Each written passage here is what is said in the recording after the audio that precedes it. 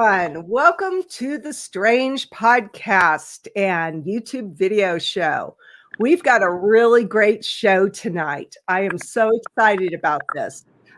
Those who watch us all the time know how much Mr. Martini and I absolutely love to go to Deadwood. We probably have more Deadwood videos than anything else on our YouTube channel. We're constantly there. It is an amazing, amazing town if you've never been.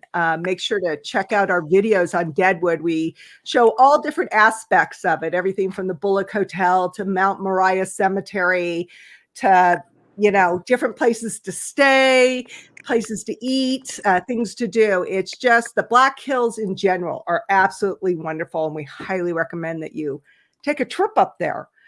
But one of our favorite things is, if you're not familiar, there is an actual show that was out a while back called Deadwood, and it was on HBO, and it was a very, very popular show. And what a lot of people actually don't realize is that many of those characters in that show were real life characters. And everybody from Wild Bill Hickok to Calamity Jane, Seth Bullock, many of the characters were real. And many of the characters are actually buried in Deadwood. And so we're going to talk about all this. And so without further ado, I'm going to go ahead and introduce our guest. Basically, we are being joined by Daryl Nelson, the exhibits director for Deadwood History Inc. in Deadwood, Colorado. South Dakota. South Dakota. What did I say? Colorado. Colorado. Thank you, Rose. Hey, about half the time I say California instead of Colorado. So it did have a hard time finding them there. I guess we travel so much. I just don't know what state I'm in anymore.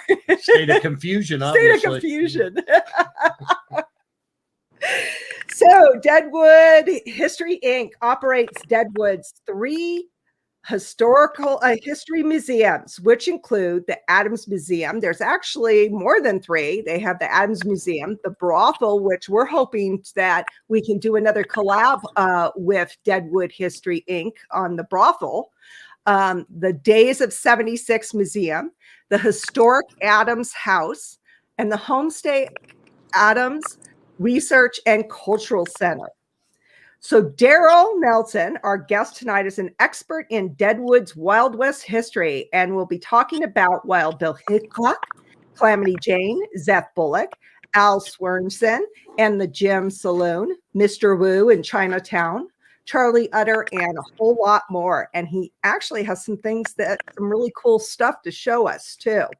So many of these characters were all the characters I just mentioned were real characters in real life and in the show. And if you've never seen the show Deadwood, you might want to take a look-see. It's on HBO, and I think it's available on Netflix now.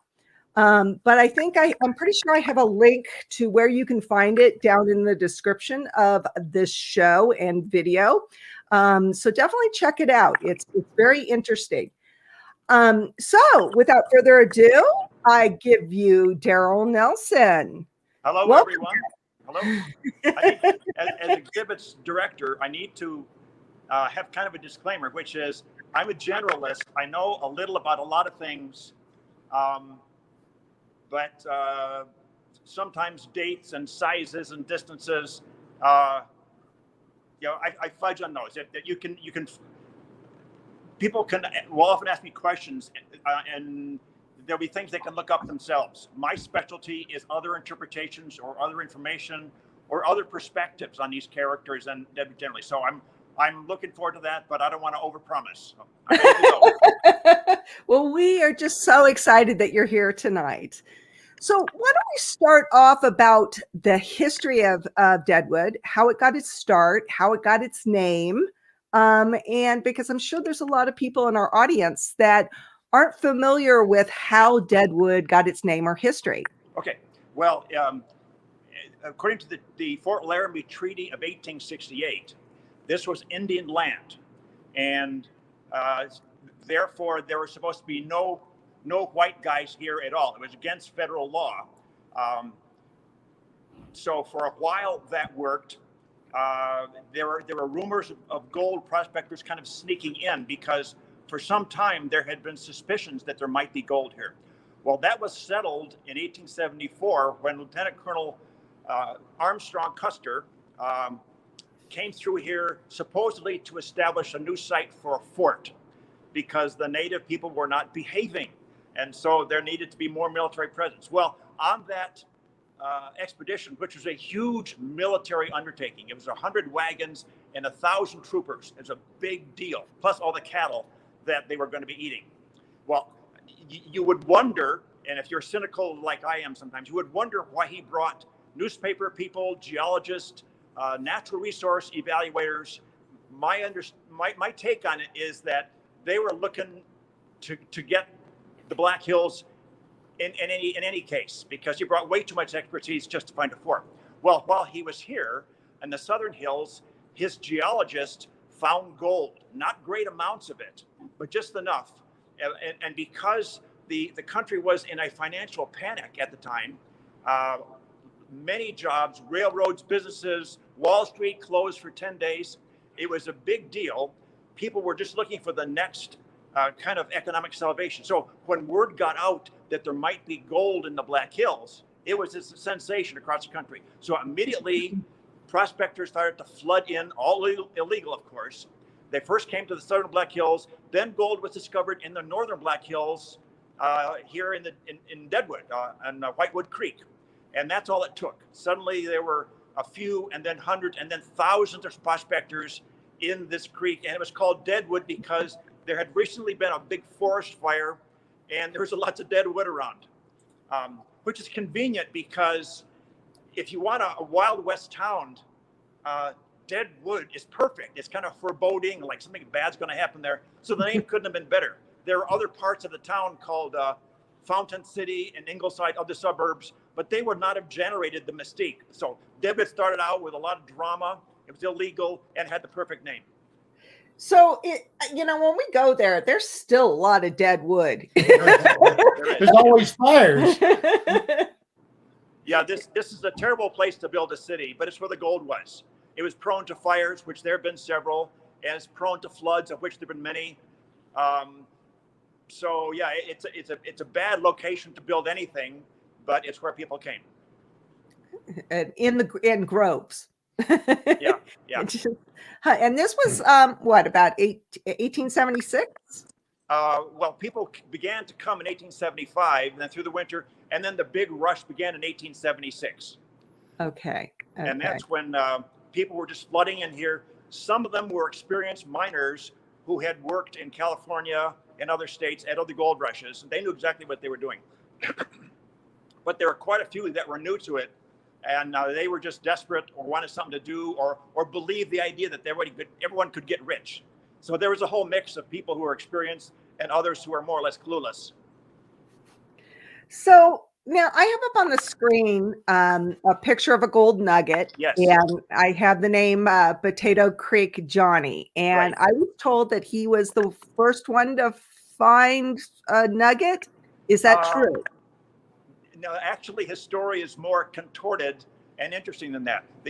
As I mentioned, the gold rush proper went from 1876, and then about a year and a half or so, they had panned all the way down to bedrock. So that kind of prospecting was done. After that, it became hard rock mining, which is an entirely different industry. Well, 50 years later, Potato Creek Johnny comes, and he came to Deadwood in 1883. So 50 years after the beginning gold rush, he came into town with this huge nugget, which is to my left. It's on display. Anyone can see it. And that's the one I have up on the screen. That is the one. Yeah. It is the second largest ever found in the Black Hills. Who knows what happened to the first one? Probably got turned into teeth or coined or something. There were people who doubted that it was the real thing, but gemologists and geologists have looked at it and they said, yeah, it's a real deal. And it's bolstered by the fact that of the 10 largest nuggets ever found in the Black Hills, 3 of them came from Potato Creek. So as far as we know, it's the real deal. And then the man who built the museum, in which I'm standing right now, saw the historic value of it. So he bought it at the market rate, I think it was 1935, at $20 an ounce. And he could have melted it down, but he must have had a sense of history because he kept it such that we still have it in this nugget form. And it's an attractive piece that a lot of people come to see. So if for our audience, if you want to see this gold nugget, and I have it up on the screen, it's at the Adams Museum in Deadwood. Right. And that's my finger actually for scale. Finger to scale.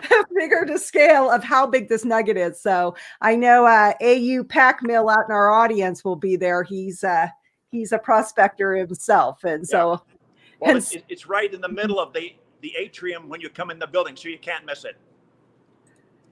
Yeah, because it's like in a case, like in the middle of the atrium area. Well protected. I joke with tourists that if you can take it out, you can have it, but that cannot happen. It's quite secure. So the interesting thing about Potato Creek Johnny is that once he came to town with this nugget, it was big news. He was known as Potato Creek Johnny. Then thereafter, the city of Deadwood paid him to be the stereotypical prospector, and he was in parades, and he was a real featured public person. People loved to take pictures with him year after year, but he was way beyond the first generation of prospectors. So he played the part, but in that sense, he was not one of the first ones at all. So, and now he's buried up in Mount Moriah Cemetery, which we'll talk more about. And he's buried. I forgot to put a picture in the slides of his grave, but he's right next to Calamity Jane and Wild Bill, whose grave we'll look at. And this is a picture. I have a picture up on the screen of Potato Creek Johnny. This is in Saloon Number 10, the modern day Saloon Number 10. It's not the original. And he's the character on the right in the picture. I was going to ask that. Which one is he now? For those of you that are just listening, we're looking at a picture of Potato Creek Johnny, and on the left is a kind of a laughing buck on the wall. He's the one you missed. Even though he was late to be an actual prospector, he looked the part, and he was completely believable. Long beard, really a grizzled guy. He would walk up in parades and pushing a wheelbarrow. He would walk on his hands. He would play his fiddle. He played the part very well. I hadn't heard that story before. I love hearing stories like that. Okay. So this is a picture of present day Deadwood that we took, and you'll see the Bullock Hotel on the right there, and they have these great stage coaches that you can take rides on up and down the street. And so about the one thing that's changed the most in Deadwood nowadays is the streets are paved instead of a foot of mud. In the beginning, Deadwood was famous for its mud. And there's a reason why people had tall boots, because not only was it deep, imagine what teams of oxen do when they've been walking for days. It was filthy. One of the first officials that the city council appointed was a health inspector, because I'm told, according to some records at the time, that you could smell Deadwood before you got here. So it tells you the quality of life that there was. Well, it's definitely cleaned up now. It's absolutely wonderful place. So let's move on to Wild Bill. So Wild Bill Hickok was one of the main characters in the first season of the HBO series, and as most people know, a real life character. And he came to Deadwood. So why don't you tell us a little bit about him coming to Deadwood and what happened to him there, and and who he hung out with. All right. Well, before he came here, he had earned the reputation of being a gunslinger. That goes back to the Civil War, in which he was in fact brave, good with a gun, and he was hired by a General Sanborn to be a spy and to do the things that spies do and people who are good with guns. But in 1867, having interviewed him 2 years before, which is right after the Civil War, Harper's Magazine published an account of this guy, Wild Bill, because they knew that characters of the Wild West would sell, and this guy was perfect. So in the account of him, it has him killing 100 guys, fighting 10 at once. Well, no, not exactly. But he probably did kill 7 men. And as he said in his own time, if you're shooting at paper targets, I'm not the best. But if you're being shot at, I am. And he proved that, in spite of the exaggerations of the article about him. He proved that a couple times, both in his regular job, but as a lawman in Abilene, twice he stared down crowds of drunken Texas cowboys who would come up on cattle drives. They didn't want to mess with him, so he had nerves of steel. He was the real deal. And Abilene was a nightmare in those days. I mean, it was a rough and tumble town. Yeah. When the cattle drives came in, they were kind of crazy places. Cowboys they got paid, they got drunk, they did all kinds of things you do when you're drunk. So Wild Bill, in that sense, was the real deal. Well, before he came here, he seems to have been a restless guy, because if you look at where he shows up, it's place after place after place with considerable horse and wagon time between them. So he was moving. Who knows what his state of mind was, but at the very least, I think he was restless. So before he comes here, he marries Agnes Lake Thatcher. And also before he comes here, he gets arrested for vagrancy in Cheyenne. So, no means of visible support. So he's an unsettled, maybe unstable guy. I'm not sure. At the very least, he's not a guy you want on your school board, because he would just pick up and go wherever he wanted something. So he comes to Deadwood, supposedly to work on a gold claim. And we have a letter from him to his wife, his dear wife, Agnes, saying, I went out to the gold claim. He didn't go out to the gold claim. He was playing cards. So he presumably he thought he could make some quick money playing cards. And I don't know how good of a player he was. There are a couple other people who met him in town, and they didn't think much of him. So that, I don't know how that qualifies you as being a legend, but well, we can get to that. So he's playing cards. He's with a man named Jack McCall, otherwise known by no one. He just beats the pants off him the night before and pays for his dinner. The next night, he is at Nuttall Man's Saloon, and as the legend says, he usually had his back to the wall. For some reason, this time he did not. So McCall comes in, shoots him in the back of the head. Of course, he was dead. And my theory, my interpreter's take on this is that if you're going to be a legend, man, what a way to go! Get shot in the back by a coward. Too bad, he didn't get old and die in a nursing home or something. Not in the way that we're familiar with. So, what happened in his life set him up perfectly to be a legend. It's dramatic, it's violent. So McCall gets caught by others in town. He gets tried, but probably because people in the know in Deadwood realized it was an illegal city. They could not pretend to be passing actual legal judgments. So they let him go. And he gets caught again for boasting that he shot Wild Bill, and he gets tried again in Yankton, South Dakota Territory, corporate, the main town. He gets tried and he gets hung. So there's a lot of drama there and a lot of interest in the guns he had and what McCall had. But I guess it goes along with kind of the wild and unpredictable and unsavory character of the whole city of Deadwood, and his fate really demonstrates that perfectly. So on the screen, I have a picture of a sign that's in Deadwood, and it's the Wild Bill Saloon, correct? Yes, right. And so back in the day, it was saloon number 10. Now there is a saloon number 10 nowadays in Yes. Deadwood, and it's not where Wild Bill was shot. It's Right. just took on the name. Right. That's because although, the entire town burned to the ground in 1879. So everything is gone. The chair that he sat in, whatever people might claim to still have, it's gone.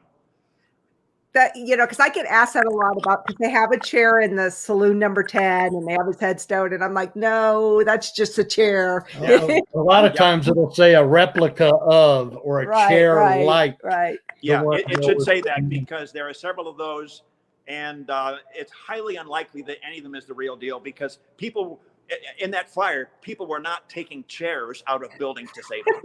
So more than likely it's gone. That's a great point. Exactly.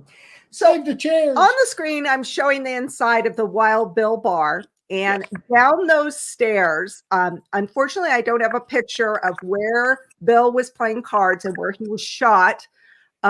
It's down through those double doors on the picture on the screen, because every time I go, it's closed. So I have yet to get down there, but you can pay money to go downstairs and see where Wild Bill was shot inside this saloon. So, and it's downstairs because street level used to be different. Is that the true? People have asked me that, and I've asked the city archivist, and he said, no, not really. Okay. It's a little bit like the Chinese tunnels underground. And again, my answer is no, not really. It's a great story, and it got a lot of people getting tours.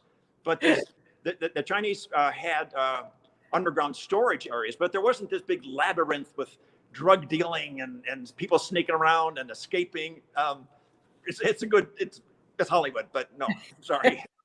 But this was the place where he was shot. This is the authentic place. Yes, probably is. I know where that is, and that's the likely location. Yes. Okay. And so now Bill. So after he was shot, he was buried up in the cemetery that's up on the hill above Deadwood. Well, at first he was buried. His first burial was in Ingleside Cemetery, which was lower down. And at a certain point, the city wanted to move everything up the hill, so he was one of those that got moved. And then the city has had a real hard time with his headstones too, right? Isn't this what I have on the screen? I have a picture of his. That's a bronze headstone. It's a bust of him. Yeah. So people can't destroy it, but the original one was destroyed. Huh? The original one was destroyed. We have that in the museum here. I think I have kind of a picture. This is I have a picture up on the screen that shows one of his original headstones, and you can see people etched on it and stuff, and heads missing. Very early on, people were tourists, and they came and they did what people do: is snip off little pieces. Within, I think, maybe 2 years, the city covered the headstone with a structure that had chicken wire, and it didn't work. So by the time first there was a bust, and then there was a whole figure. By the time the whole figure got put away, the head was gone, and the arms were gone. So we have what's left of it here in our museum. It's like our version of the Greek marbles or something. It's as good as we get. But we have it. And you're right that people were chipping off pieces, and it'd be nice. I've heard rumors that somebody has the head somewhere. Well, it'd be nice if they'd send it back. Exactly. But that's what happens. He was famous enough that immediately there was interest in coming to his gravesite. So that says something about the fascination of who this man was.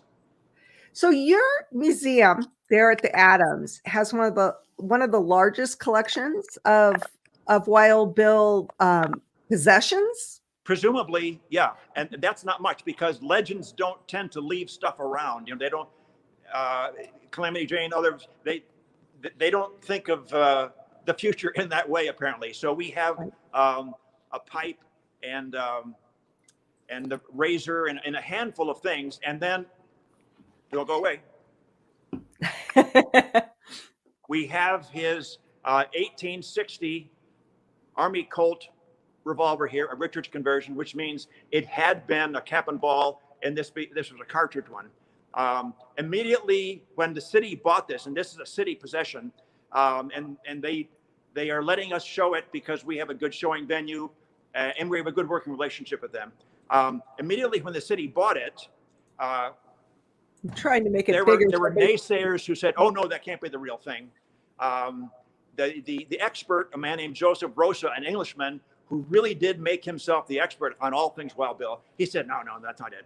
But Wild Bill was quoted, was seen carrying such a weapon when he came into Deadwood by a guy named White Eyes Anderson. Why he's called White Eyes, I have no idea.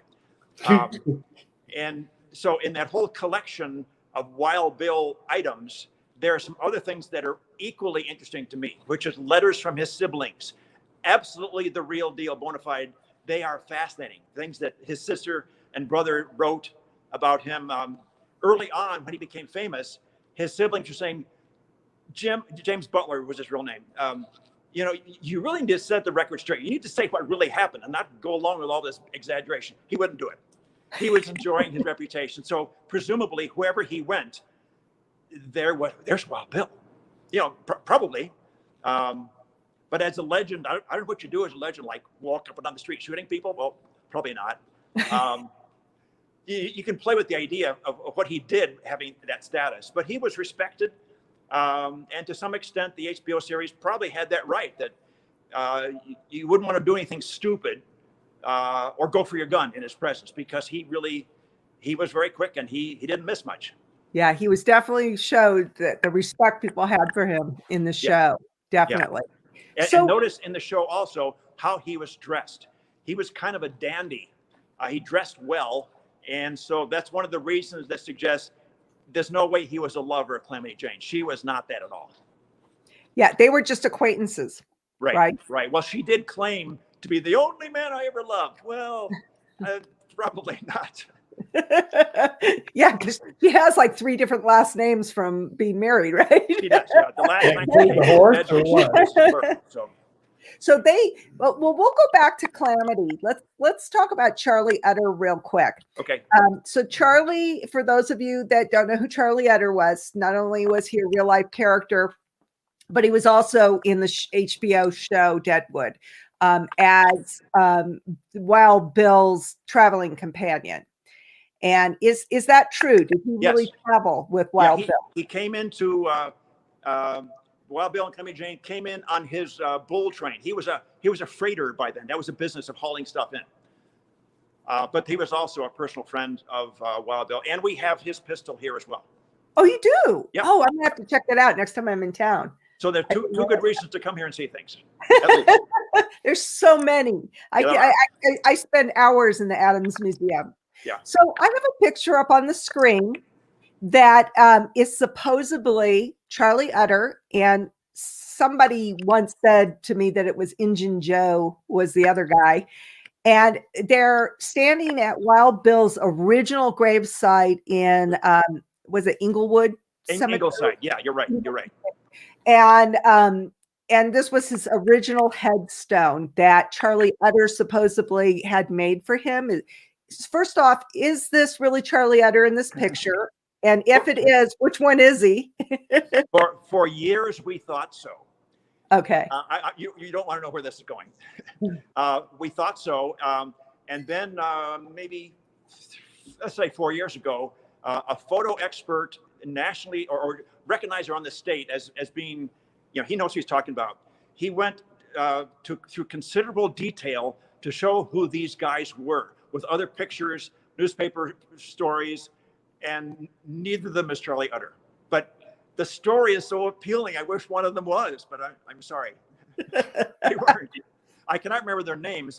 The expert's name is Bob Colby, and he is one of the preeminent South Dakota West photography experts. So I'm not going to second guess him. Well, is it true that Charlie had the headstone made for Bill? I believe he did, yes. Okay. Well, that's a painted board. So unfortunately, it disappeared. Exactly. It was probably gone like right away. Yeah. So Charlie, for those of you, because I get asked quite a bit what happened to Charlie, because they came out with an HBO movie very recently, like in the last year or two. And in that movie, Charlie dies in the movie and they bury him in Deadwood. And that is not true. He is not buried in Deadwood. Right. He left Deadwood and ended up in Panama, and we've lost track of him since then, at least that I've been able to find. I've been able to find where he's buried, you know. Right. So yeah, he disappeared, for Deadwood's purposes, he kind of disappears from the record. And I don't know any more than you do about what happened to him. Yeah, personally, I think he might have gone back to Tennessee, but I can't prove that. he does seem to have been a true friend of Wild Bill, though. Yes. So they met up with Calamity Jane, the two of them, Wild Bill Hickok and Charlie Utter. They ended up meeting with her at Fort Laramie. Mm-hmm. Is okay. That sounds right. And then carrying on to Deadwood. But they were just acquaintances, Calamity Jane and Wild Bill, correct? Right. Yeah. But both of them, by the time they got to Deadwood, they were known characters. And so when they came in, they were wearing buckskins and they were playing it up. So they knew how to take advantage of their legacy. They were having fun with it. In fact, Buffalo Bill later saw what Wild Bill was doing, dressing up and meeting people at train stations, just kind of being a legend. And he said, I can do that. And so his persona got a jump start by watching what Wild Bill was doing. So they understood how to work the media. They were both characters of the media, and they were playing the part when they came into Deadwood. And Wild Bill and Buffalo Bill Cody were good friends, weren't they? Yes. Unfortunately, they were drinking buddies. So when they got together, General Sanborn or whoever was employing one of them at the time lost them for several days. They were binge drinkers, and he would just wish they wouldn't get together. So they were good buddies, but they were incoherent quite a bit of the time. Well, Cody is buried here, not far from our house. He should be in Wyoming, but he ended up outside of Denver. That'll be a whole nother That's story. A whole nother story. But up on the screen, I have a plaque that's next to Calamity Jane's grave.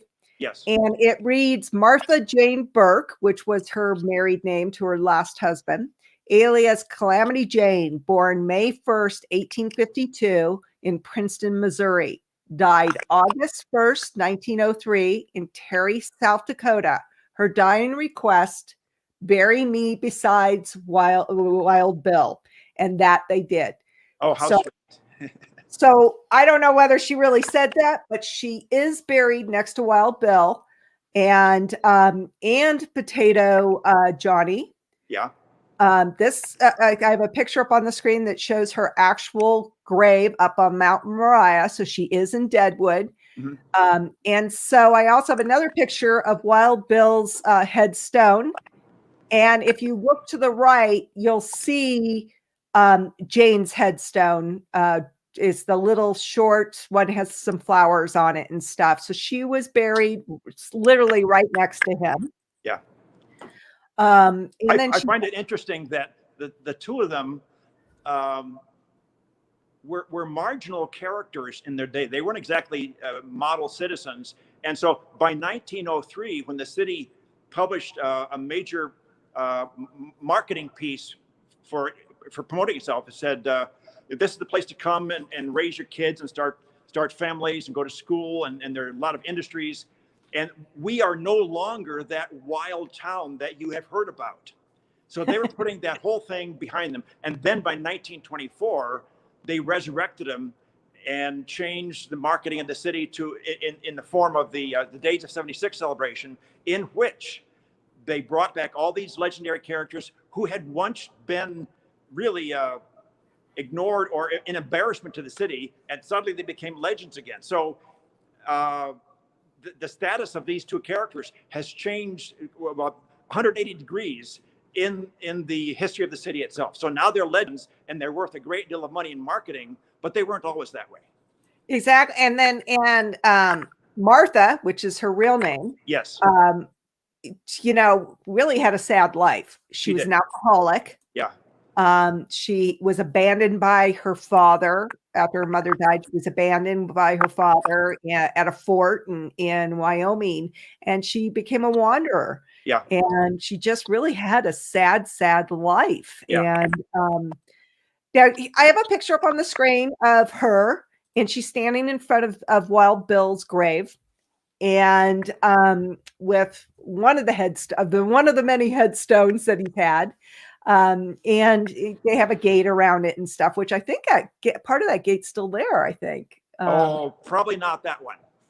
That's been replaced. So something similar, I think. I'll have to go back and look at the pictures and stuff. There is something similar. She died shortly after this picture was taken. Yeah. And Mr. Martini and I were up in Deadwood. I think it was last Memorial Day. And we went to Terry, where she passed. Yeah. And we it's mostly homes now, but they're old homes. Yeah. But the structure that she died in a hotel. Is that structure still there?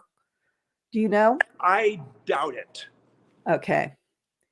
And I know there was a graveyard up there too, and we couldn't get to it. I guess it's on private land now. There's a lot of mining going on up there and stuff. So Terry, just for our audience information, Terry, where she passed, she died in a hotel, and it's just outside of Deadwood. It's not far out. Well, actually, Terry is under rock now. The Homestake Gold Mine, as a big industry, kept excavating and needed a place to put the rock. So eventually they buried what had been the town of Terry. That's why we couldn't find it. So yeah, don't come to look for it. How long ago was that? Do you know? I mean, approximately. It was over a period of decades. And it's been that way since probably at least the 30s, maybe the 20s. It was early on. Okay. Now, I wanted to add something about Calamity Jane. One of the experts, a man named James McLeod, wrote a book about her, and he spoke here a number of times, and he did all the research. He did what an academic historian would do, which is to look up every possible reference for who she, where she was, what she did, when she was places. He did everything. And when he gave a talk on her, he was really rather sad, saying she was an abused woman. Men were not good to her. Several husbands. She was illiterate.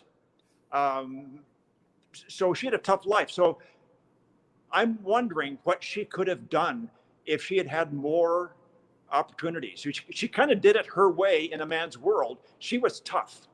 She didn't do some of the legendary stuff that people would like to believe. But so what? She did enough that she claimed.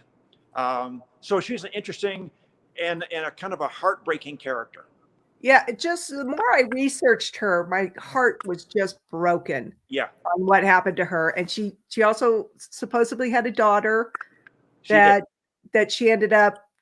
I don't want to say lost. She ended up, getting separated from. Yeah, and and a lot of people don't know that she had a daughter. Yeah, who died young. Who died young. Yeah. She came into town in, I think it was 1903, as Mrs. Burke, and I believe she came with the daughter. So, right. Yeah, she struggled. Life was not easy for her. Well, I know she got separated from her brothers and sisters because her dad just abandoned them at this fort in Wyoming. And so I always thought she was just, lost her family completely. But I was really surprised to find when I was doing some research that her sister actually lived in Wyoming, and you can actually track where she is, and so she didn't lose her sister. And her brother, I think, ended up in jail. But yeah, she it's very, very sad.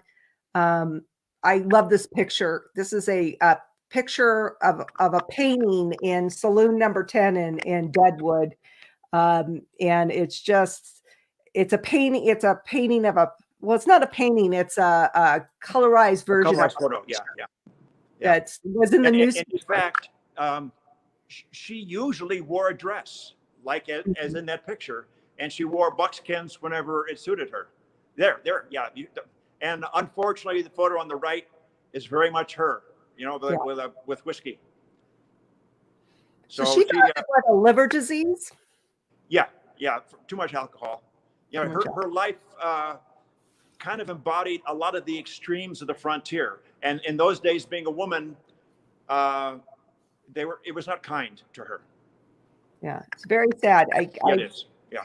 It's so when our audience, if you see movies about Bill and Calamity Jane together, they were not lovers. They were not, together. They knew each other. They were acquaintances. They were friends, but it's not what they make it out to be in movies. Right. Don't think Doris Day, Yeah. from the musical. They are spending eternity together, though. Yes, but they are in eternity together in Mount Moriah Cemetery. But yeah, if you could, there's actually a wonderful documentary about her life that's, I think PBS put it out, that you can actually find on YouTube, that really is eye-opening to find out about Calamity Jane. I recommend you watching it. So let's move on to Seth and Saul Starr. So Seth Bullock and Saul Starr were also main characters in the HBO show Deadwood.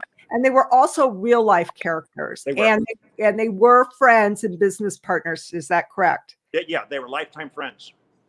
Okay, and that, so we have Seth on the left, and I have a picture of Seth up on the screen on the left, and Saul on the right. Mm-hmm.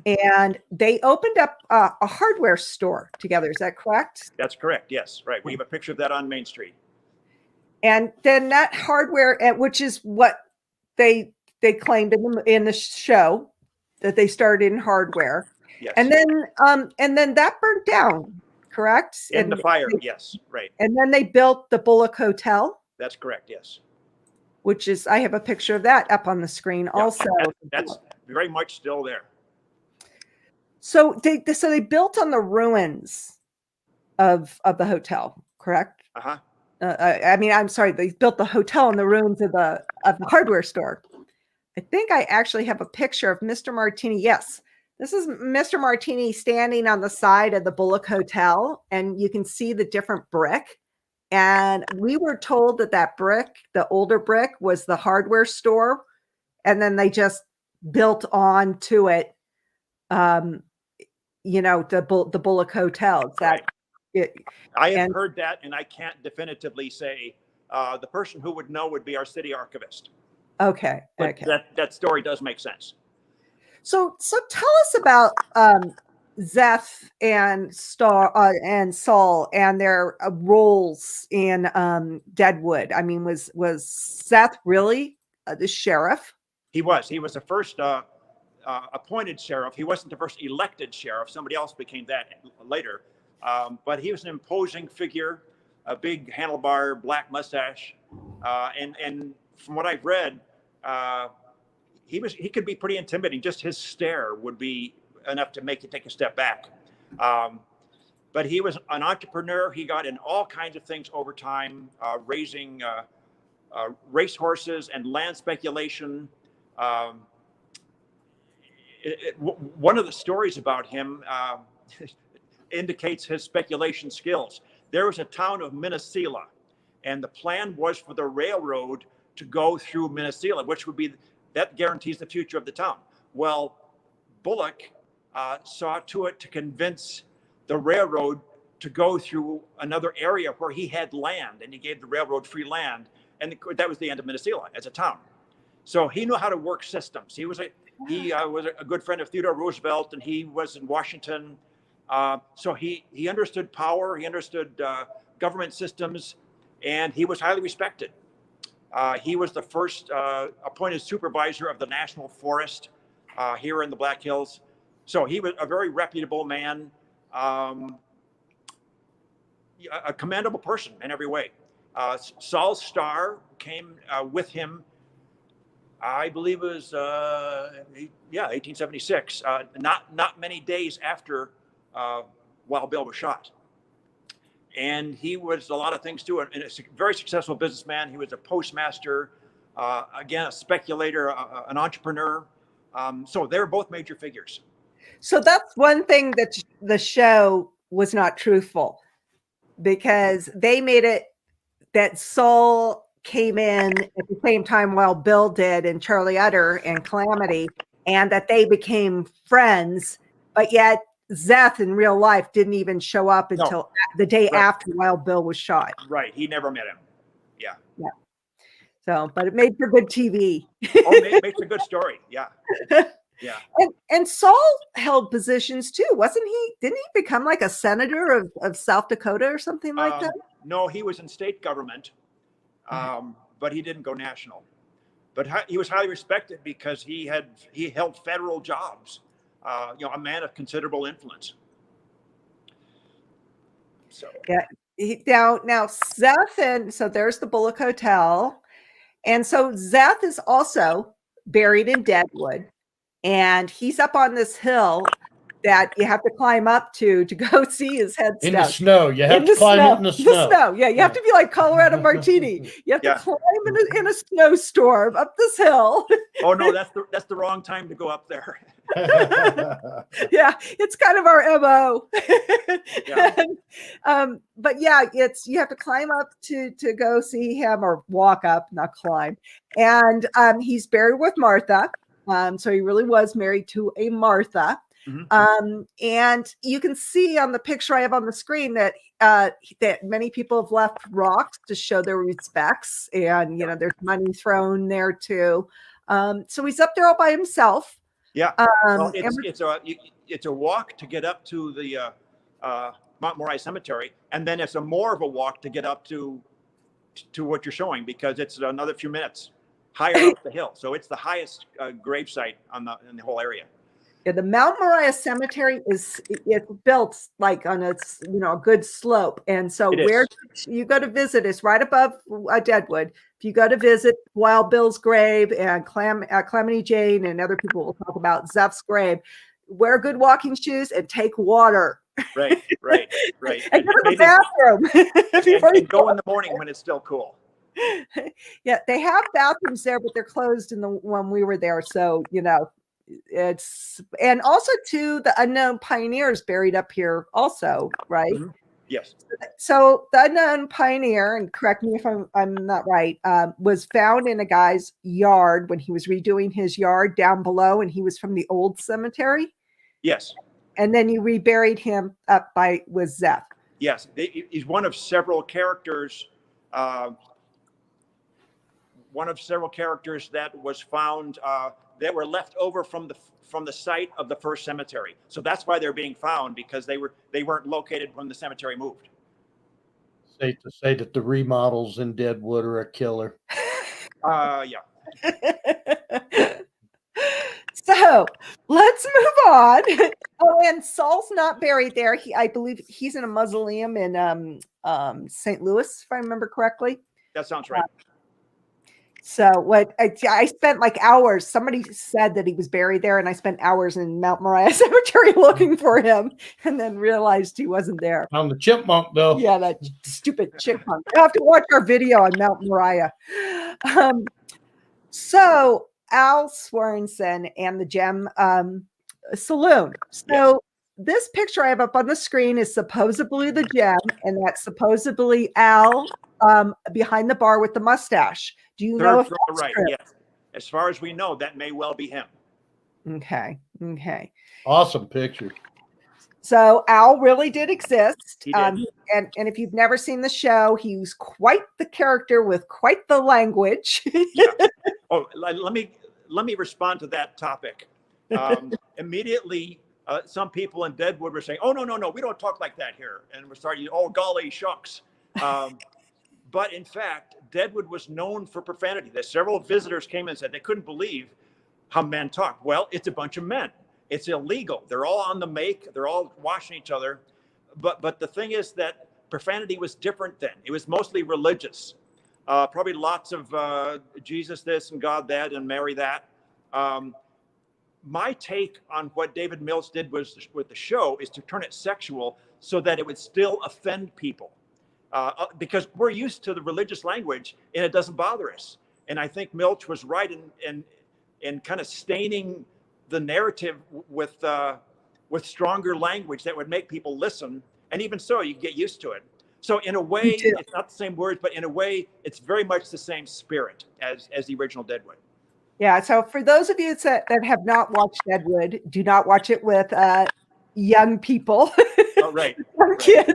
It is very there's a lot of graphic language in it, and to a point where at first you're like, "What the heck's with the language?" Yeah. And it's part of the show, and they almost talk in kind of a Shakespearean way. Yeah, it's really interesting narrative. It's both Shakespearean kinds of subtleties, and then this street level profanity that is kind of shocking at first. But it does make the point about the verbal character of Deadwood, and to that extent, I think it's accurate. So now I have a picture up on the screen of what supposedly is the gem also. That's correct. Yes, that's it. And so in this picture, there's a balcony, a very large balcony that people are standing on, just like in the show where Al used to stand up on that balcony and look over, he would look over Deadwood. Yes. And so the gem's no longer there because, as you said, the whole town burnt down. Right. And I do need to make a correction about Swearengen. The show portrayed him like a mafia don, where he had control. He had all these minions and networks and so on. He didn't. He was simply a nasty guy. Several women divorced him. He was in court frequently for abusing his wives. He would famously go to other places, Chicago in particular, and lure young women to come and be actresses for him. And they had no clue what they were getting into. So that part is true. There's a story of a young woman named Inez Sexton, who was one of the few who said, "Hell no, I'm not doing that." And she walked out, and local citizens paid for her to get away. That I don't know that it ever happened before. Otherwise, he was known for getting women to come here, and once here, they were kind of stuck. But at the same time, he was not the low life that the show portrays, in that he made a great deal of money, like $5,000 a night. Wow, that's a lot. That is a lot of money. And I believe he died penniless. And no one was unhappy when he finally left. So he's not quite like the character, but as a nasty man, you wouldn't want to get on his bad side. So he ended up here in Denver. Yes. The story goes, and was murdered. Blunt force trauma, I believe. Yeah. Okay. So probably murder. Yeah. And then I heard he was a twin, and that people are claiming that might have been his twin. They got mixed up for him. You ever heard that? I can't answer that, and I don't know. It's a good take on the story, though. Yes, it is. Yeah, I can't find where he's buried. I've looked. He's lost. He's lost in history. Oskaloosa. I believe he's buried in Oskaloosa, Iowa. Okay. So Mr. Wu and Chinatown. So Mr. Wu was a main character in the show Deadwood, and he was kind of Al Swearengen's I don't know, what do you call it? Colleague in the drug cleanup guy. Yeah. He was his cleaner, basically. His Asian connection. And so tell us, was there really a Mr. Wu? I'm sorry to say, now. there was no Mr. Wu, and I don't recall reading of any China characters who were even slightly like him. I'm sorry to disappoint anybody who might have wanted to believe Mr. Wu. The most prominent citizen, Mr. Fi Li Wang, came with a family, highly respected, very successful man. In fact, he was so well loved later on in the early 1880s, late 1880s, when there was a law prohibiting Chinese immigrants. The city of Deadwood, many people in the city of Deadwood wrote and lobbied on his behalf so that he could come back to Deadwood. So he was a loved man. In fact, his descendants still come here. It's really pretty cool. So yeah, he's much more typical. He's more successful than most of the other Chinese businessmen, but they were in business. They couldn't afford to run risks with the white community like Mr. Wu would have done. So there was opium, certainly. I believe you could have it, but you could not smoke it. One of the laws was very inconsistent. So there was opium. There was a thriving Chinese community. But I'm sorry, there was no Mr. Wu. But as a character in the story, he is so cool. He is. One of our viewers made a comment in the chat saying, "Don't eat the pork." So, it's well fed. Yeah, so for those of you that have not seen the show, Mr. Wu used to get rid of the bodies by feeding them to the pigs. That's really a fun turn on the story. That's not remotely true as far as I know. Yeah, he was quite the character, and he only had like 3 words he could say in English, and I will not repeat them. This is probably not the time to use those. I just say it starts with "you mother." Yes. Yeah, he could express quite a bit as he changed those words.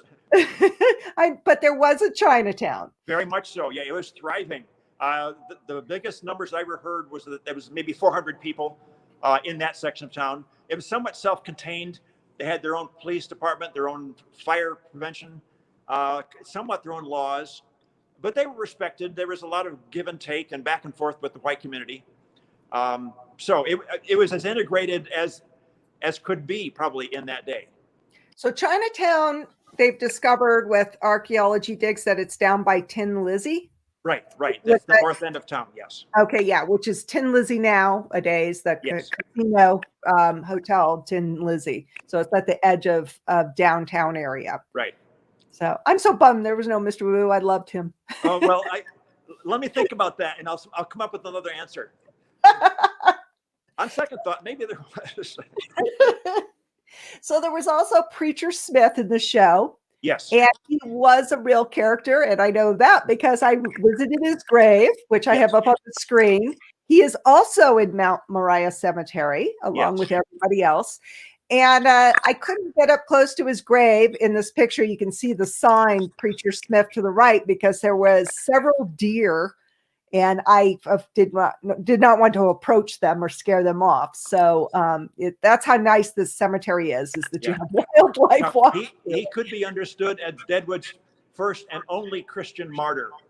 In 1876, he decided to walk to a nearby town to give a sermon without a weapon, and he didn't make it.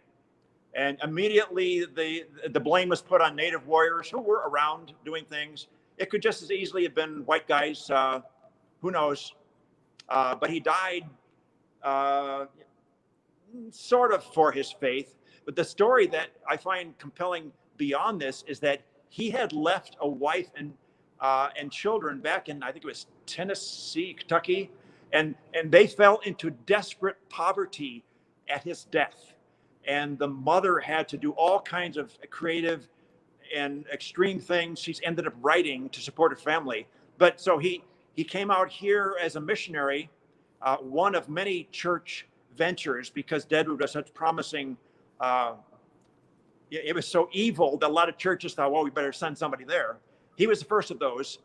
And he paid the price, and his family paid the price. Who knows if she wanted him to go at all? Well, you can imagine how that went.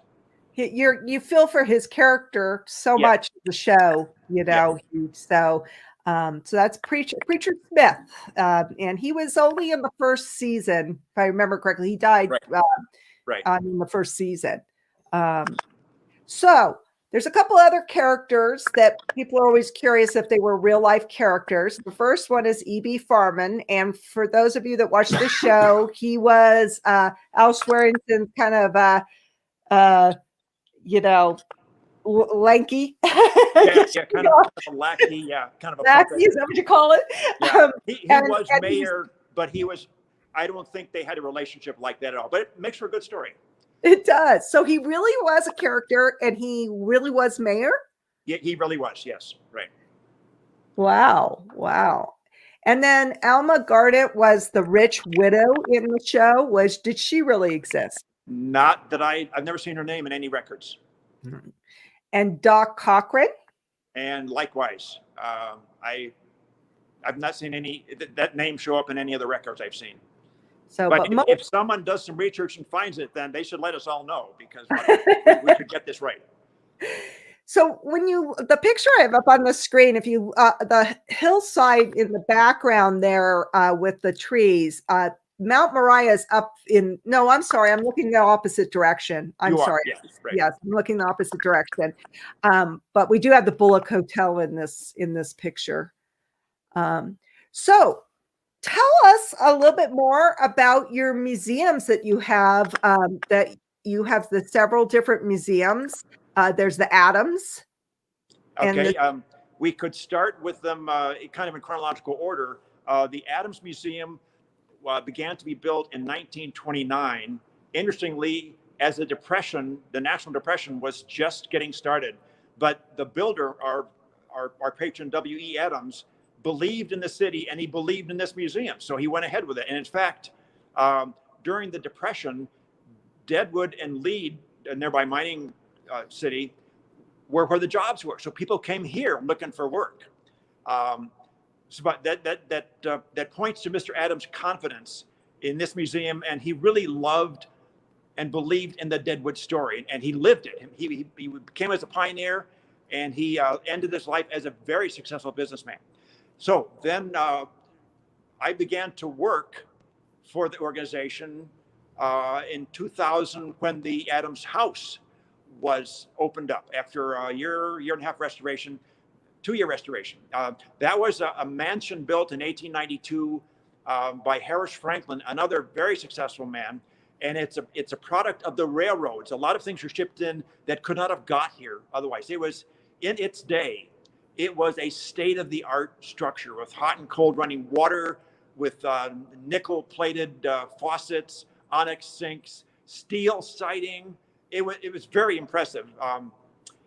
So eventually, Franklin sold it to his son for $1, Nathan Franklin, and then Nathan sold it to Mr. Adams, which is why it's called the Adams House now, which is interesting because the young Franklin and Adams were vicious political adversaries when they had several different elections. So it's interesting that the house would change hands.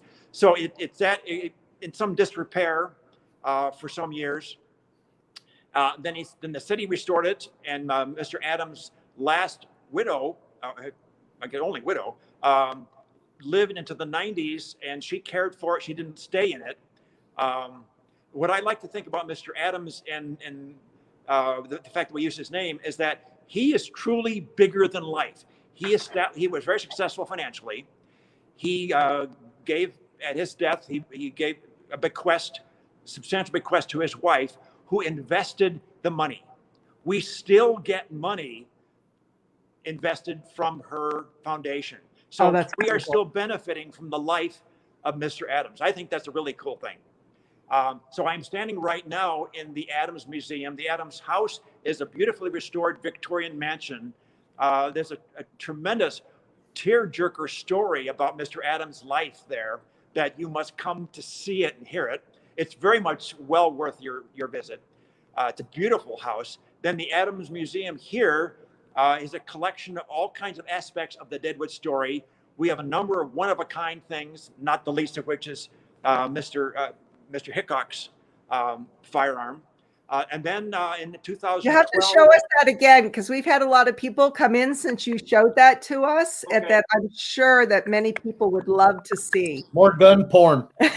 I have to hold my surgeon's gloves here because as a museum, I've got to respect the potential for getting human oils on this metal. So this is a 1860 Army Colt revolver. And that reminds me, Army Colt makes me think of the fact that back in the day, companies were competing for government contracts, military contracts, just like now. There was Colt, there was Springfield. So that business of doing really well when you can get the government to buy your product in great numbers, that was the case then too. So then in 2012, it kind of opened in 2011, but 2012 was the main opening of our newest museum, which is the Days of 76 Museum. That name comes from the fact that in 1924, the city of Deadwood began the Days of 76 celebration, one part of which is a parade of horse-drawn vehicles. We still have those. It's a working collection, so every year they go out the far door of that exhibit area. So it's pretty cool to tell people that they go in the parade. So it's a fun story. So that's a different bunch of stories. It comes from a different interest group than the Adams Museum does. So they're complementary stories. So if people come, there's a lot to see. And if they come, they'll see my work, which is very satisfying when it's interesting. You just opened up the brothel. Oh yes, the brothel is brand new. That is the upper floor of what had been an actual brothel on Main Street in Deadwood. So it's the real deal. And the Deadwood History staff went to great trouble to refit all the facilities, all the rooms up there. So in going through that story, you'll get a really good sense of what it was like decade by decade to be a prostitute and to know what the business was like. And as people may or may not know, that business was a going concern until 1980 in Deadwood. Wow. I didn't realize that. Yeah, the state had tried several times to shut it down, but go figure, local officials would not cooperate. They wouldn't show up for court dates or return paperwork, and they had really good lawyers too. So finally, in 1980, the federal government and the state got together, and they closed everything down. And you can still find people in Deadwood who wish they were still open because they brought people here, and they were relatively safe. I suppose I could start some kind of a YouTube response there, bring back the girls. In fact, in 1980, in Time magazine, there was an article about the closing of the brothels, and there was a sign there, bring back our girls. So there was a lot of positive sentiment about the brothels. Oh, wow. I see a GoFundMe in your future. Well, we have a couple of questions in the chat. Okay. And one of them is they would like to know when the 76, the parade of 76 occurs, what time of year? Third week of July every summer. Every summer. Okay. And it's timed that way to not compete with the motorcycle rally, which is hundreds of thousands of motorcycles. That's an event all unto itself. So that's worth coming to. And along with that is what used to be races down at our rodeo grounds. It has now become one of the most successful rodeos in the country. They've won best rodeo in their class for about 20 years. So if you're a rodeo person at all, they do it very well. Well, Deadwood has so much to offer. I mean, that's why we have so many videos on Deadwood in different aspects of the Black Hills, because it's just a wonderful place to visit. And if you've never gone to the Black Hills or never gone to Deadwood, I highly recommend. I mean, I do all the time in our videos, because we love it up there so much. Because Deadwood, I mean, just going to the Mount Moriah Cemetery, you get to see Wild Bill Hickok, Calamity Jane, Preacher Smith, and Seth Bullock, along with other historical figures that are in there that aren't related to the show. Yeah, a lot of other city leaders are buried there too. It's a wonder. It is my favorite. I'm a cemetery wanderer. There's so much history in cemeteries, and it is my favorite cemetery to go to. But again, make sure you have good walking shoes and water before you go. It's a good steep climb, and especially to Zeph's grave is steep. And if you come to the museums, give yourself some time. There's a lot to see, a lot to think about, and a lot to read. Yeah. So there's just not gambling. And if you didn't realize that, there is gambling, low stake gambling in Deadwood. But there's so much more there. Yeah, I've never gambled once in Deadwood because I'm so busy seeing everything else and having such a good time. And just the shows, they have these wonderful shows just in the street in the summertime, They do. reenactments. And I love the wonderful amphitheater that you built recently where you can sit and you can have a drink and watch one show after another. Yeah. And the city is changing that experience all the time. And it's getting better all the time. It's designed to make people want to be there and to have a good time. Oh, it's just wonderful. But definitely go to the Adams Museum and all the other museums that they have in their pocket.